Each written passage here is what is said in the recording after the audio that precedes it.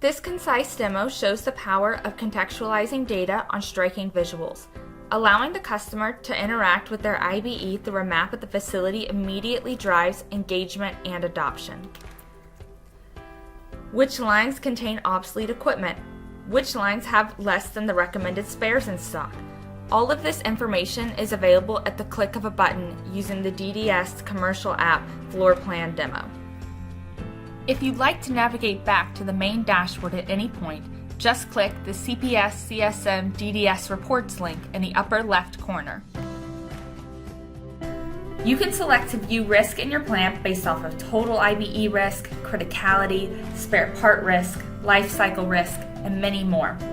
When you select a measure, the definition will appear in the upper right corner. For this example, let's look at spare part risk.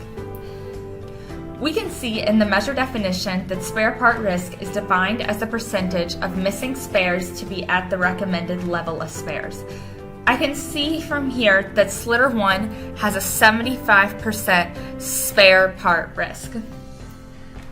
I can right-click on this record and drill through to the installed base evaluation.